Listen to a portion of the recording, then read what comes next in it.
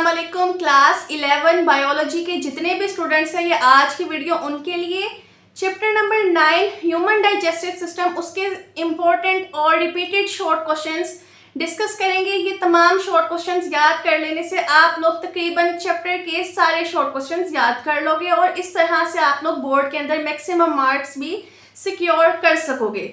तो मैंने आप लोगों के सारे टॉपिक्स को डिवाइड करके उनके अंदर से शॉर्ट क्वेश्चंस बनाए हैं। आप लोगों से रिक्वेस्ट है कि आप लोग रजिस्टर्स खोल लो अपने और हेडिंग्स देते जाओ और साथ साथ क्वेश्चंस लिखते जाओ। तो सबसे पहले आप लोग लिख लो ओसोफेगस एंड मूवमेंट। इसके 7 आपके पास क्वेश्चंस बन रहे हैं। सबसे फर्स्ट पे जो क्वेश्चन आ रहा है वो आ रहा है what is oesophagus and what is its length in adults. Next आपके पास आ रहा है name the sphincter that control entry of food into stomach. उस स्फिंक्टर का नाम बताना है जो फूड के अंदर एंट्री दे रहा है, एग्जिस्ट नहीं हो रहा स्टमक से, जो एंटर जहां से हो रहा है वो। Define peristalsis, most important short question. What is segmentation, what is anti peristalsis. आपके पास क्वेश्चन नंबर 6 आ रहा है what are hunger pangs and what causes them. Question number 7 आपके पास आ रहा है व्हाट इज हार्टबर्न और पायरोसिस। ये चीज आपके पास आ रही है। नेक्स्ट आप लोग ऊपर हेडिंग दो स्टमक की। स्टमक में से कितने शॉर्ट क्वेश्चंस बन रहे हैं वो अब हम लोग नेक्स्ट डिस्कस करते हैं। तो क्वेश्चन नंबर 8 आ रहा है, दूसरी तरफ से क्वेश्चन नंबर 1 बन रहे हैं name the 3 muscular layers of stomach wall. Next आपके पास जो क्वेश्चन आ रहा है वो आ रहा है what is chyme, what is gastric juice. Question number 11 आ रहा है name 3 types of secretory cells of gastric glands and their functions.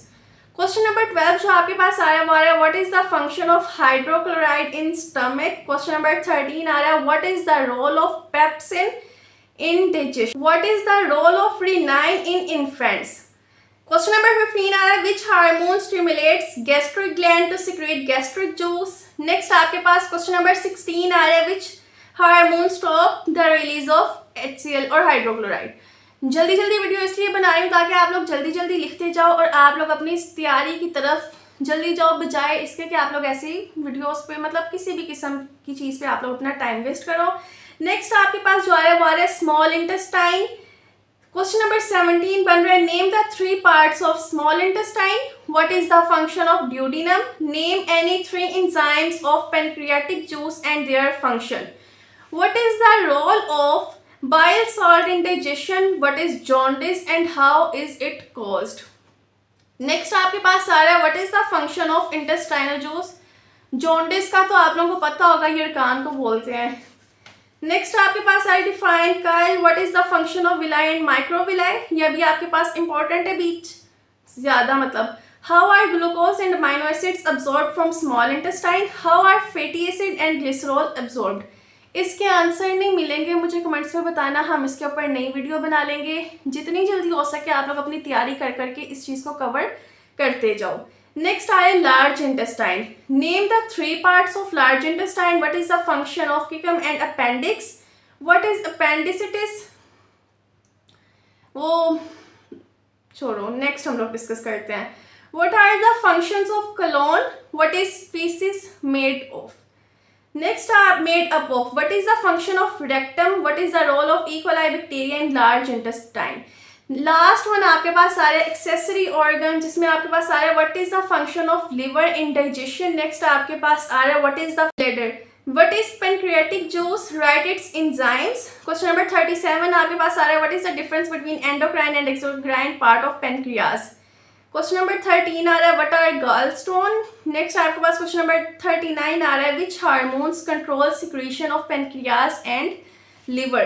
Question number 40 आ रहा है आपके पास name 2 storage functions of liver. Question number 41 how does liver detoxify the body. Last one question number 42 how does liver regulate blood glucose level. जो पहले मैं बात कही थी कि छोड़ो, वो मैं अब आप लोगों को बताती हूँ। जितने भी मेरे फर्स्ट ईयर के स्टूडेंट्स हैं, आप लोगों की बात अगर बुरी लगे तो उसके लिए पहले ही माजरत। मैं आप लोगों से एक बात शेयर करना चाहूँगी, अपने पेपर्स के पास इम्पोर्टेंट चीज़ों को ज़्यादा तरजीह देना, यानी स्मार्ट वर्किंग को। हार्ड वर्किंग का कोई फ़ायदा नहीं होता। ट्रस्ट में मैंने इतने ज़्यादा स्टूडेंट्स देखे हैं अपने आप को बीच शामिल करके, जो बच्चे बिल्कुल भी गेस्ट पेपर्स की तरफ नहीं जाते, टिप्स की तरफ नहीं जाते। उनको ये होता है कि अगर उन्होंने स्कॉलर्स की गाइड लिया तो उन्होंने स्कॉलर्स को ही पढ़ना है एट द एंड तक। और उन्होंने सारा ही तैयार करना है। सबसे पहले इम्पोर्टेंट चीज़ें देखो, इम्पोर्टेंट वीडियोस देखो जाके, क्या चीज़ें ज़्यादा ज़रूरी हैं, किस चीज़ों से हम जल्दी मार्क्स गेन्स कर सकते हैं, किस चीज़ को हमें पहले याद कर लेना चाहिए। देखो बच्चों, अपनी कैपेबिलिटी देखो, आप लोग कितना कर सकते हो। फिर आप लोग कोई स्टेप लो, कोई मसला नहीं, किसी भी किस्म की प्रॉब्लम है कमेंट्स में पूछ लो, मैं आप लोगों को उसका रिस्पॉन्स जो है बहुत जल्दी दूंगी इंशाल्लाह ताला। नहीं रिस्पॉन्स कमेंट्स में आता तो फिर उस कंडीशन पे आप लोग व्हाट्सअप, नीचे मेरा नंबर कॉन्टैक्ट शो होगा, आप लोग मुझसे व्हाट्सअप पे कॉन्टैक्ट कर सकते हो अपनी स्टडीज़ के लिहाज से। कोई भी आप लोगों ने बात पूछनी हो तो ये बात मैं कहना चाहती थी, किसी को बुरी लगी हो तो उसके लिए माजरत है, क्योंकि हर बच्चे को पता होता है वो कितना कर सकता है, ठीक है।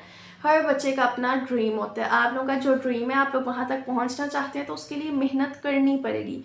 मेरा जो ड्रीम था मैं उस पर वर्क कर रही हूँ, जो आप लोगों का ड्रीम है उस पर वर्क करना पड़ेगा। कोई हमारी जगह आके वर्क नहीं करता, हमें अपने लिए हमेशा खुद ही काम करना पड़ता है, ठीक है। तो अपनी मेहनत जारी रखो, अल्लाह ताला आप सबको बहुत कामयाब करें। अल्लाह हाफिज़।